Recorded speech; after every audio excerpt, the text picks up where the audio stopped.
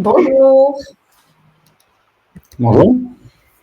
il est midi pile. Bienvenue à toutes et à tous dans cette masterclass intuitive. Est-ce qu'on attend un petit peu pour que tout le monde se connecte? Je pense qu'on va attendre encore quelques secondes. Ça va être une masterclass assez courte de 30 minutes, donc on va essayer d'être assez succinct aussi dans notre prise de parole. On va aborder un sujet assez vaste qui est notamment l'IA générative. Donc, on va évidemment pas tout analyser, mais simplement un aspect de notre pratique au sein de l'agence intuitive.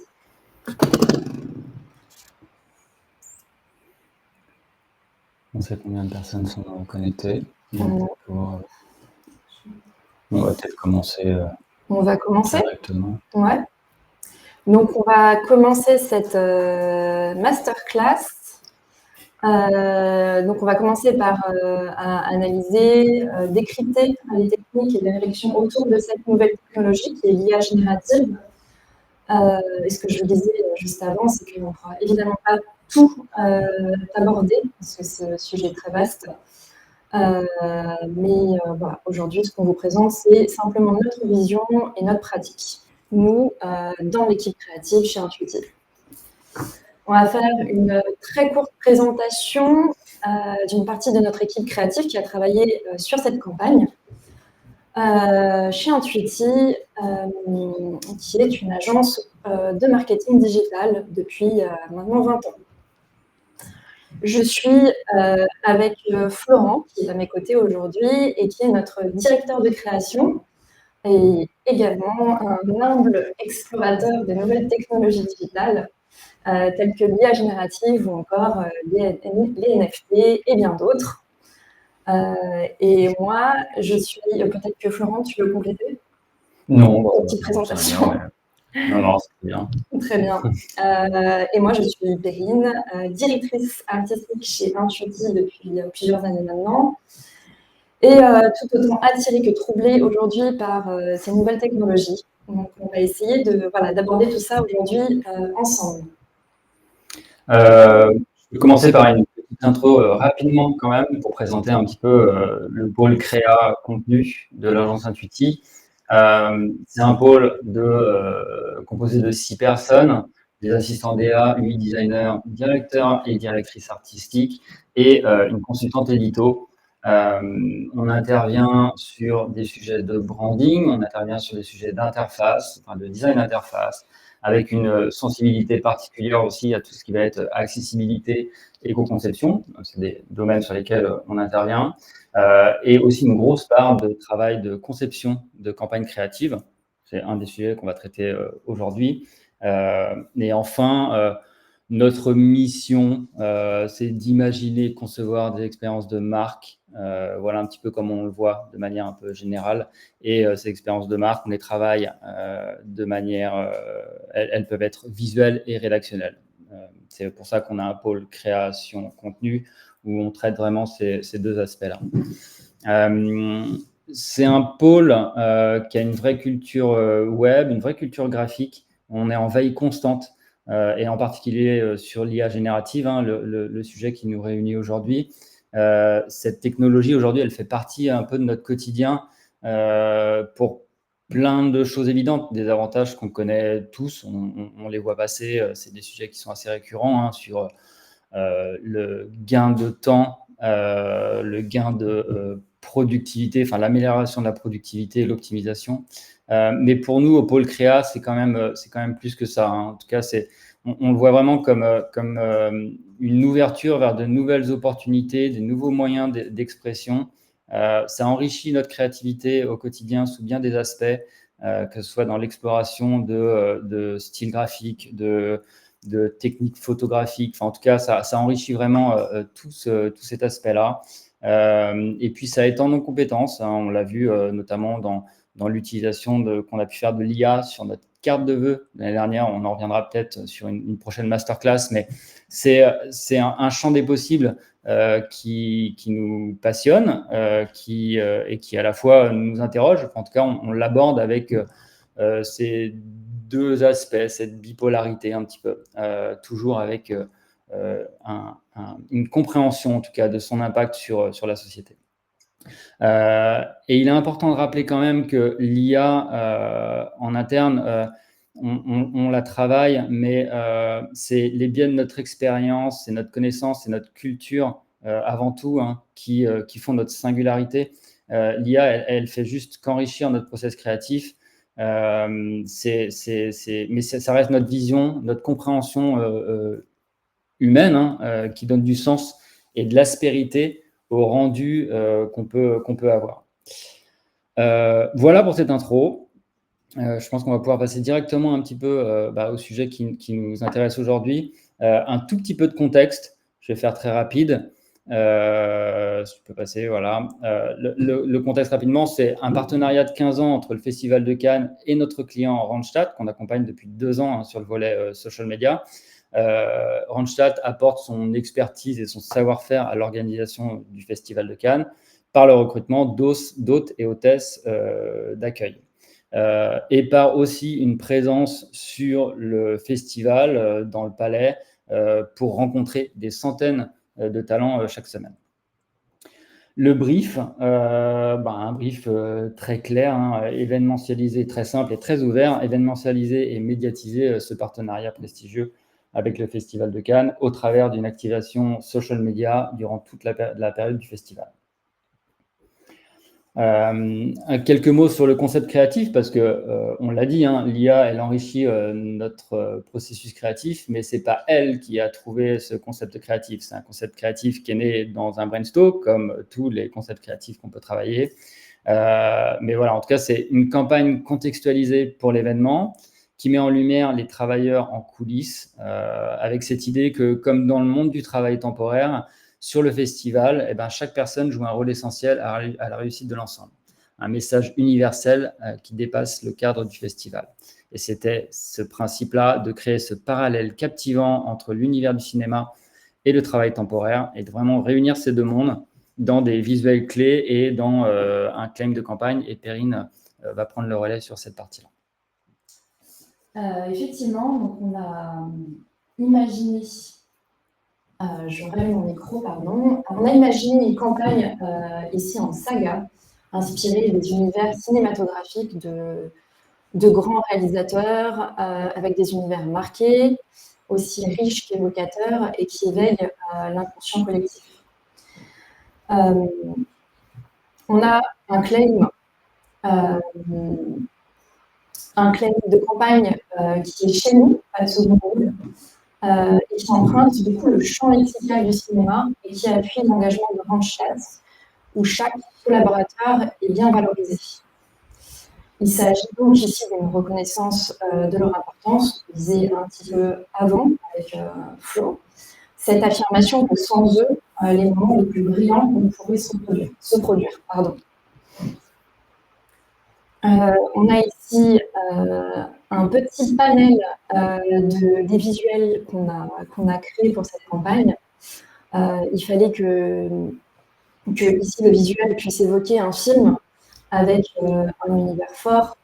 Ici, comme on peut voir, Le Seigneur des Anneaux, avec un réalisateur qui peut aussi avoir une esthétique assez évidente, comme celle de Wes Anderson, par exemple. Ou même encore des personnages qui ont marqué les esprits, comme les jumelles de Shining, et aussi l'univers du cinéma et l'esprit d'un plus grand nombre d'entre nous. Et en fait, on a pu se rendre compte que certains réalisateurs, comme Wes Anderson, Tarantino et bien d'autres, ont une esthétique qui est quand même plus facile à traduire que d'autres. Et on a aussi, nous, de notre côté, fait l'exercice de pas mal interroger des collaborateurs qui ne connaissaient pas le sujet, pour voir si cela fonctionnait et si le visuel évoquait un souvenir, une émotion ou quelque chose qui puisse faire réagir. On voit sur ces visuels qu'il y a un marqueur fort de l'IA dans ces visuels. Je ne sais pas si tu veux ajouter un mot là-dessus, Flo. C'était un des partis pris. Alors, petit contexte, on travaille avec Randstad depuis 2 ans sur le social media, mais c'est aussi un de nos clients qui nous a fait confiance assez tôt sur l'IA et comment on pouvait l'intégrer dans notre workflow avec lui sur du travail de banque d'images, pour remplacer certaines banques d'images ou pour composer des visuels. Donc, ça a été assez rapidement de se dire qu'on pourrait travailler avec l'IA pour ce sujet en particulier et à la fois ne pas cacher le fait qu'on travaille avec l'IA, assumer complètement ces bizarreries, ces visuels où on a cette esthétique IA, puisque aujourd'hui elle est assez répandue et on arrive à déceler. En tout cas, c'était vraiment un souhait de pas le masquer et de l'assumer complètement.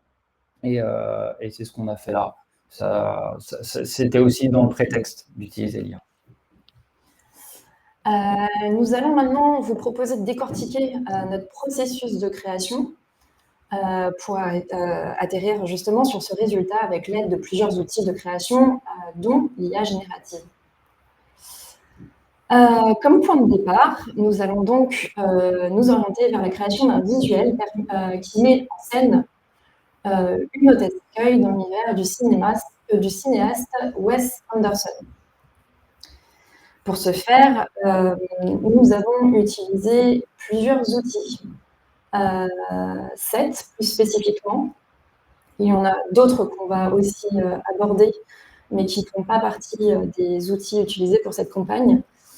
Il y a 4 IA génératives, ici ChatGPT, Midjourney, Runway et Adobe Firefly, et 3 autres outils qui sont plutôt des outils de création, qui sont Figma, Photoshop pour la retouche d'image et After Effects pour de l'animation et du motion.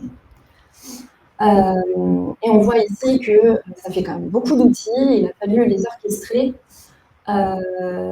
leur utilisation en fonction du besoin de chaque visuel. Beaucoup d'allers-retours entre chacun d'entre eux a dû se faire pour se rapprocher le plus possible du résultat escompté.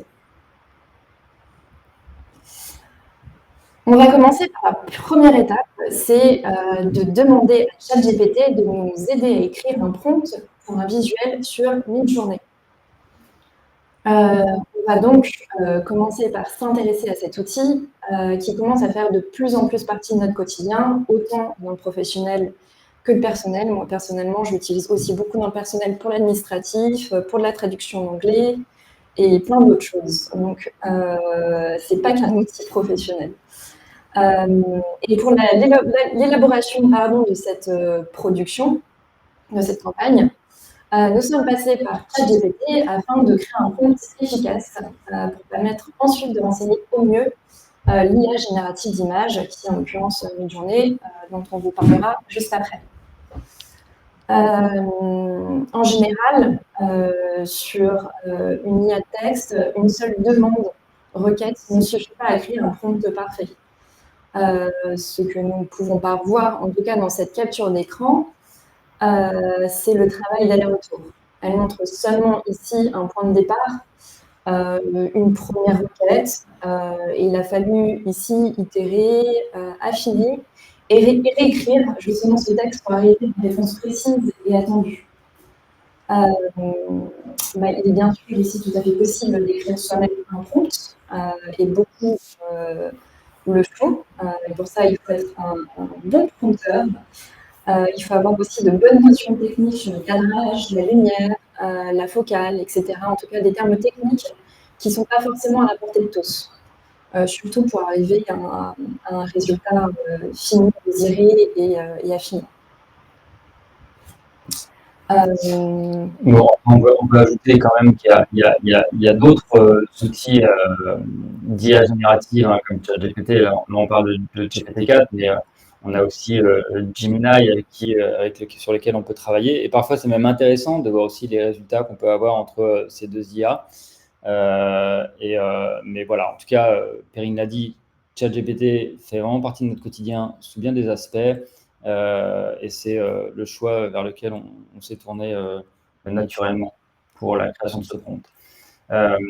J'ajoute juste aussi sur la partie, et Perrine en a parlé, hein, mais cette création d'univers, d'une focale particulière, d'une ambiance, nourrir ChatGPT de notre idée et d'itérer avec lui, c'est aussi comme ça qu'on arrive à étendre un champ lexical en anglais qu'on n'a pas forcément, parce qu'on n'a pas cette maîtrise de l'anglais peut-être aussi détaillée ou aussi technique sur des aspects techniques. Donc, c'est vraiment un vrai plus de travailler avec ChatGPT.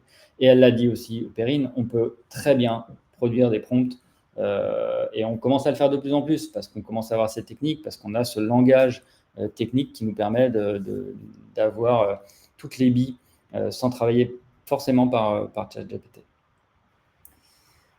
Et on se rend bien compte effectivement que plus on a des billes, plus c'est facile de comprendre ce langage et de mieux renseigner les IA génératives. Nous, aujourd'hui, on s'aide de ChatGPT, ou du moins on s'est aidé de ChatGPT pour cette campagne, parce qu'en fait, elle sait très bien parler à Midjourney, elle connaît très bien les codes de l'IA générative. Il traduit aussi très bien en anglais, ce qui nous permet d'éviter de passer et de faire des allers-retours entre des outils de traduction et des outils d'IA générative, que ce soit texte ou image. Une chose aussi très importante, c'est qu'il nous fait gagner aussi beaucoup de temps, parce qu'il nous aide aussi à rajouter du détail sur des intentions spécifiques auxquelles on n'aurait pas forcément pensé, et qui nous permet aussi d'ouvrir d'autres champs possibles. Et au-delà du coup de cette pratique qu'on a utilisée pour cette campagne, les avantages de ChatGPT, c'est que pour d'autres domaines, il peut aussi simplifier des instructions assez complexes en transformant par exemple des énoncés détaillés en consignes claires. Il permet aussi de décomposer des problèmes complexes en étapes simples et expliquer aussi des notions assez spécifiques. Et nous, évidemment, pour cette campagne, encore une fois, on s'est orienté juste sur ces trois premières caractéristiques, ces trois premières valeurs. On va passer maintenant à la deuxième étape, qui est celle de demander à Midjourney de créer un visuel à partir du prompt généré par ChatGPT, ou alors un prompt fait soi-même.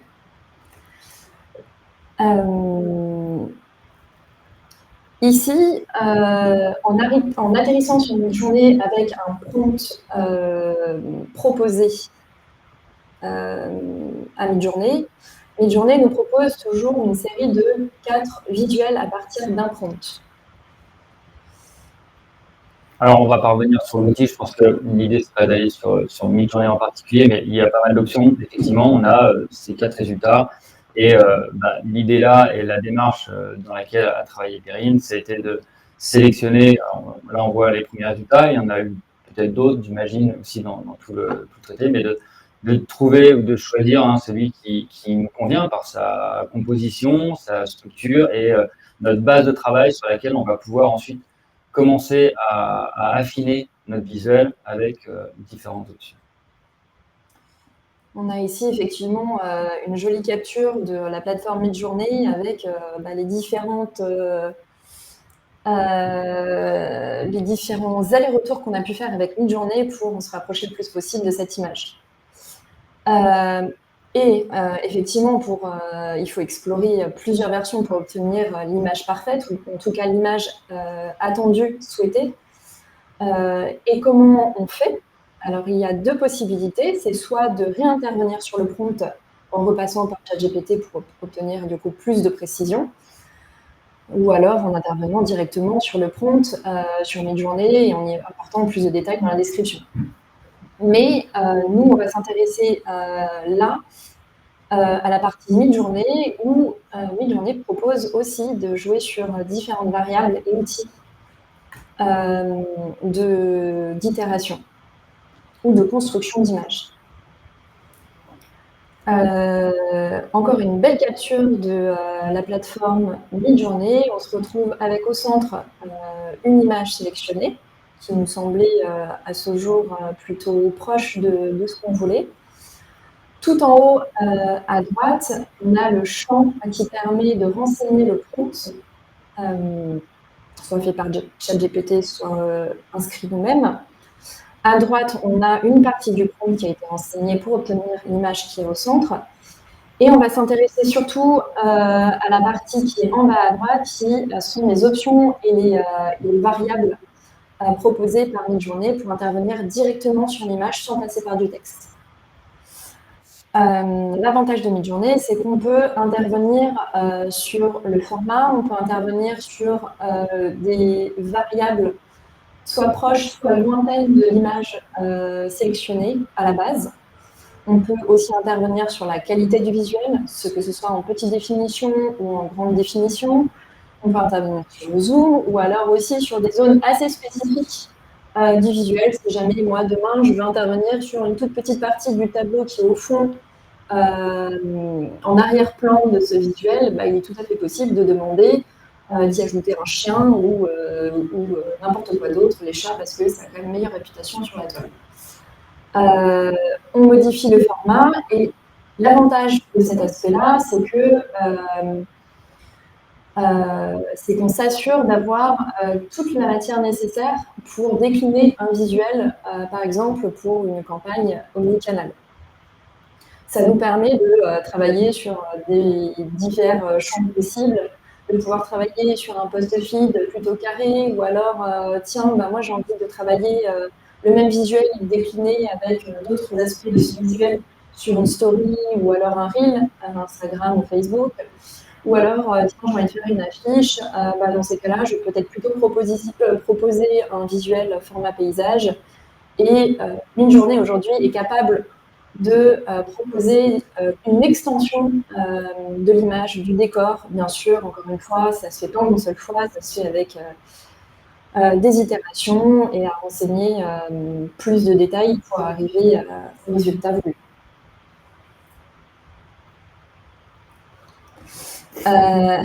On vous a mis ici une petite palette de loupés qui ne sont pas vraiment des loupés finalement, c'est un panaché d'absurdité qui nous a fait beaucoup sourire, mais qui arrive quand même assez souvent avec Midjourney. En tout cas, c'est sa compréhension qu'il peut avoir de temps en temps avec un prompt renseigné ou alors une image interprétée. Et en fait, parce que malgré la volonté de garder, nous, cette esthétique d'IA générative que Florent a pu nous expliquer juste avant, Midjourney, lui, nous a laissé des surprises, certes amusantes, mais toute l'amour pour le projet qui tendait à résister pas mal le message qu'on voulait faire passer.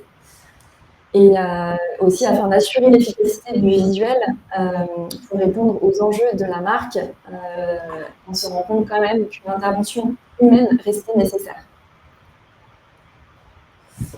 Et c'est comme ça qu'on arrive à la troisième étape de ce processus de création, qui est de retoucher les éléments visuels grâce à nous, créatifs, mais aussi à des outils pour faire des modifications voulues, donc des retouches photos ou même vidéo.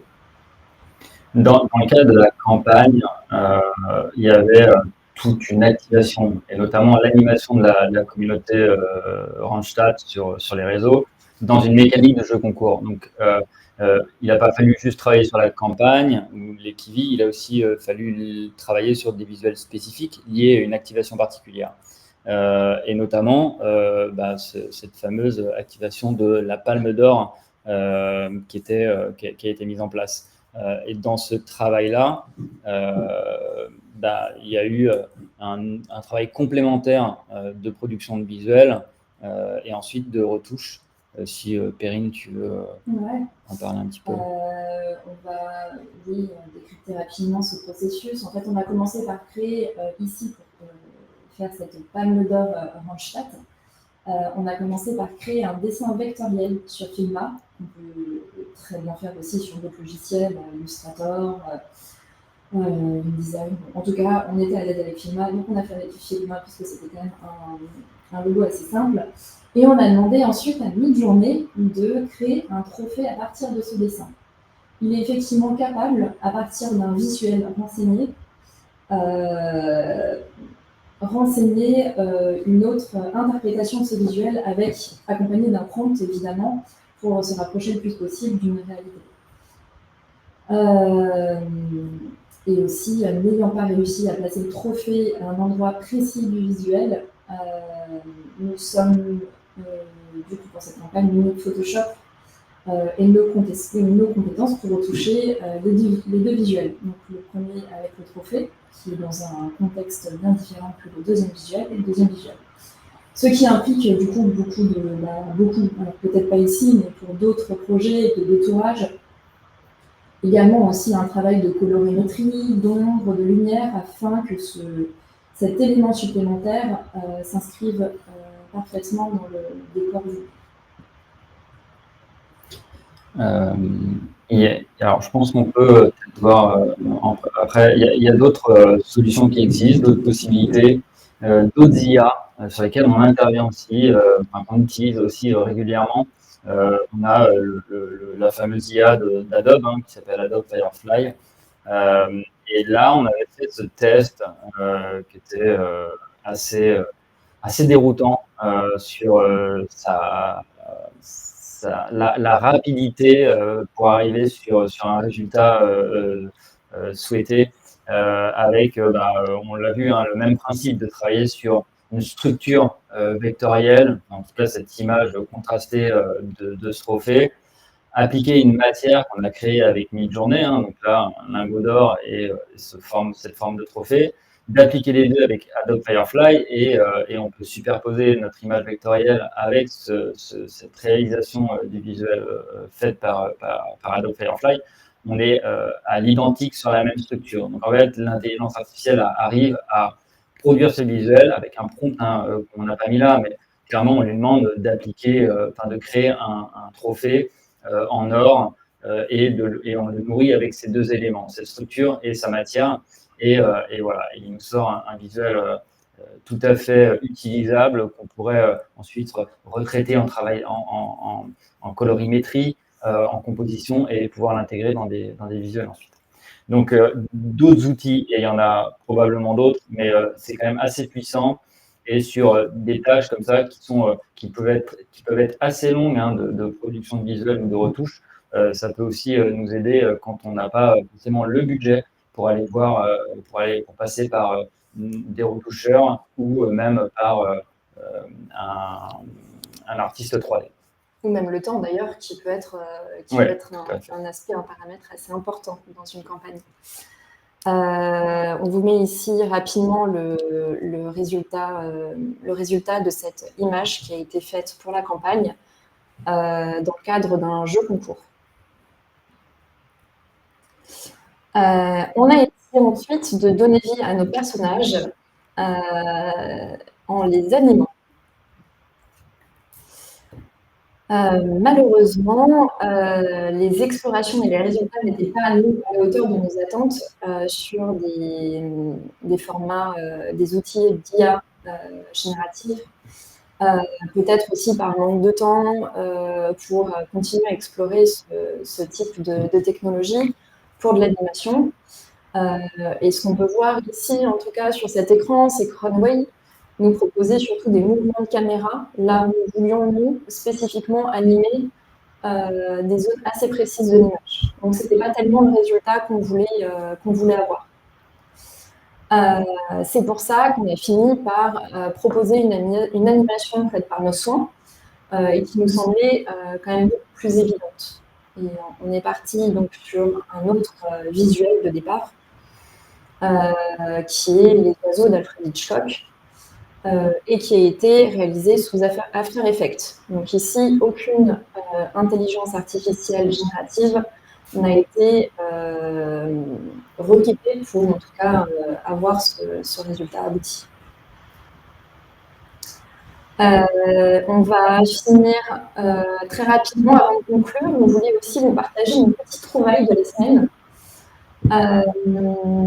qui a été découverte il n'y a pas plus tard qu'hier, qu'on glisse ici parce qu'on aurait pu très bien, en fait, s'équiper de cette technologie pour la campagne, qui je trouve est assez impressionnante. C'est une IA générative qui, à partir d'un portrait photo, qu'on peut voir ici à gauche, qui permet de donner en fait vie à un visage et qui est assez proche finalement d'une réalité assez attendue et proche en fait du visuel ou en tout cas de la vidéo qui a été renseignée. Donc voilà, ça c'est la petite trouvaille du jour qui nous donne encore plus envie d'explorer d'autres environs. Ouais, c'est tout ce principe de lip syncing aussi qui existe en IA. Runway le fait et qui ouvre des perspectives sur. Il y avait un sujet à l'agence il n'y a pas si longtemps qui était est-ce qu'on ne créerait pas notre propre avatar, notre propre influenceur virtuel et dans ce cadre-là, on s'est dit, bah, tiens, effectivement, on peut lui donner la parole, on peut donner la parole à cette entité qu'on aurait créée avec l'IA et lui donner une voix, la faire parler dans des vidéos. Donc, on n'a pas été très loin dans le sujet, mais en tout cas, dans cette exploration, on se rend compte qu'on peut tout à fait aborder ce lip syncing, ces émotions, donner vie à ces visuels bien au-delà de ces visuels figés. Il y a quand même cette notion que l'IA, elle est aujourd'hui, elle étend notre créativité. J'en avais parlé au début. Il y a beaucoup de techniques dans tout ça. Il y a beaucoup d'exploration. On est encore en recherche constante. Enfin, on expérimente. En tout cas, c'est notre démarche aujourd'hui. On est ravi de pouvoir l'appliquer sur des cas concrets comme avec notre client Randchat. Et c'est ce qui aussi nous permet d'être curieux, de pouvoir tester ces nouveaux outils. Mais voilà, encore une fois, il faut qu'on fasse attention. L'IA, elle viendra pas en remplacement d'un shoot photo, elle viendra pas en remplacement du travail de 3D sur certains budgets ou sur certains comptes qu'on peut avoir. Elle a été en tout cas dans ce sujet-là la réponse évidente en termes de timing, de budget et de pouvoir aussi répondre sur cette idée d'aujourd'hui on consomme beaucoup de contenu qui est très périssable, qui a une durée de vie très limitée et qui ne nécessite pas de mettre des budgets non plus parfois énormes ou consacrer un temps sur un visuel qui va avoir une durée de vie de 30 minutes en social media. Donc, c'était aussi un petit peu de considérer dans quel cadre on travaillait et de choisir la solution la plus évidente et la plus pertinente pour répondre à ce sujet. Je me permets de rajouter aussi que l'intention aussi, nous, de partager cette démarche, c'était aussi de dire que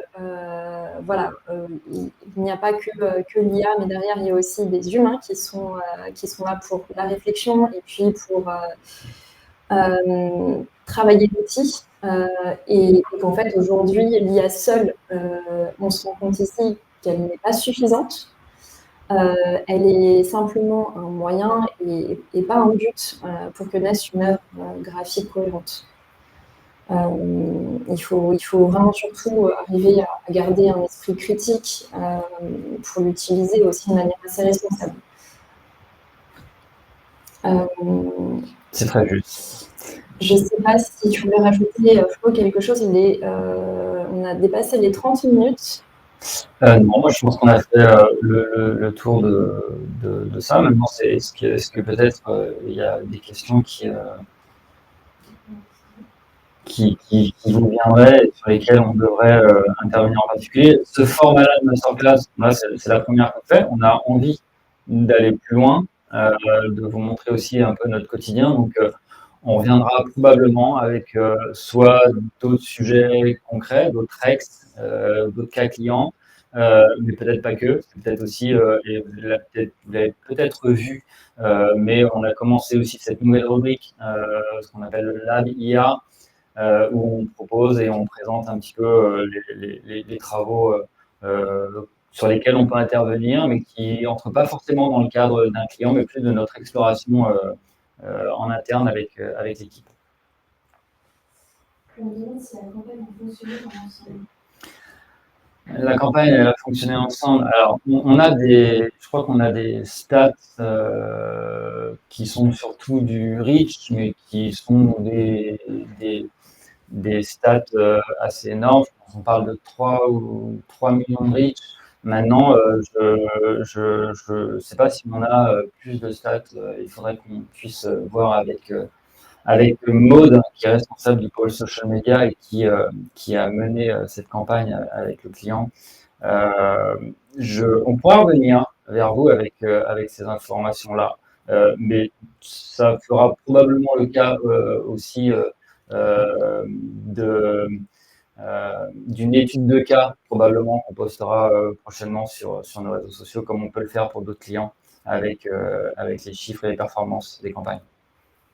Mais là, je peux pas vous répondre plus que ça.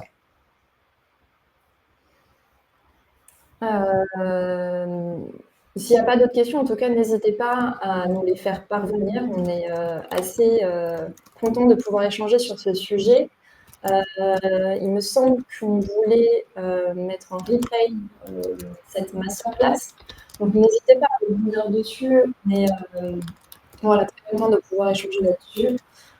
On souhaiterait, comme disait Florent, pouvoir présenter d'autres formats comme celui-ci. Donc, voilà, vos feedbacks sont les bienvenus.